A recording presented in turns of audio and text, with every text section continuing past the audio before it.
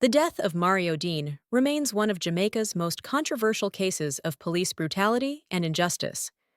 Deane, a 31-year-old construction worker, died on August 6, 2014, after suffering severe injuries while in police custody at the Barnett Street Police Station in Montego Bay. His case ignited national outrage and exposed the horrors of police abuse, inhumane detention conditions, and a broken justice system. What happened to Mario Deane? On August 3, 2014, Deane was arrested for possessing a single ganja spliff, marijuana cigarette.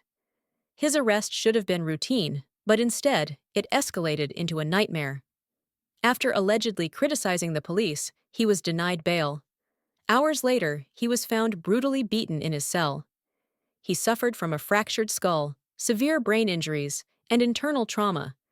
He was rushed to the hospital but succumbed to his injuries 3 days later, on Jamaica's Independence Day, a cruel irony for a man whose freedom was unjustly stripped away.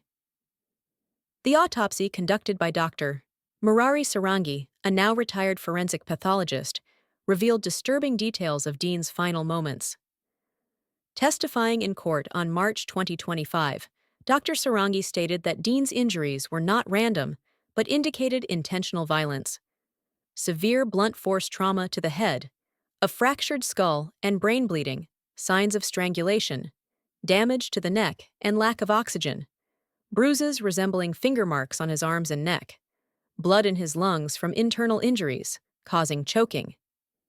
These findings contradict earlier claims that Deane's injuries were caused by other inmates.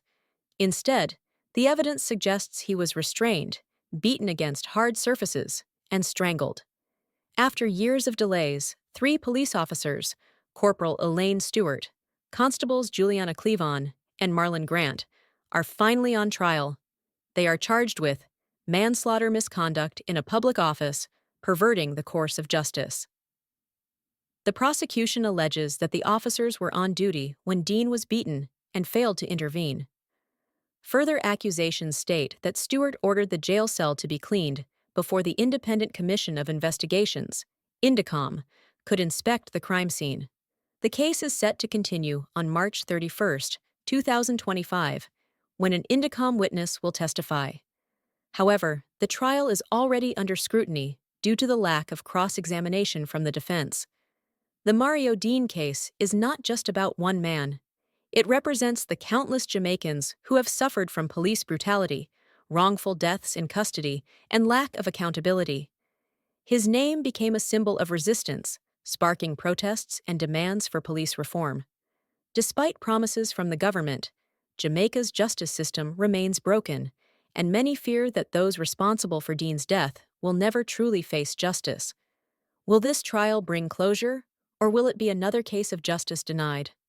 Let us know your thoughts in the comments.